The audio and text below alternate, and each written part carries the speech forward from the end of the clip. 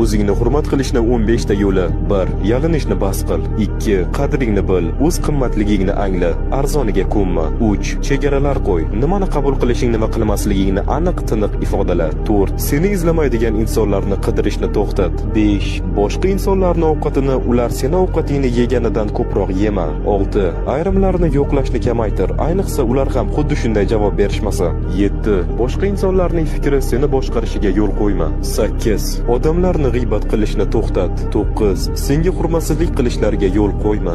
10. Telefon qilishga e'tibor qil. 2 marta qo'ng'iroq qilish yetarli. Seni qadrlashsa o'zlari qaytib chiqishadi. 11. Oluvchidan ko'ra beruvchi bo'l. 12. Taklif qilinmagan joyga borma. 13. Odamlarga ular munosib bo'lgan tarzda munosabatda bo'l. 14. Qiladigan ishingda yaxshi bo'l, eng zo'ri bo'l. 15. O'zingga sarmoya kirit, o'zingni rivojlantir.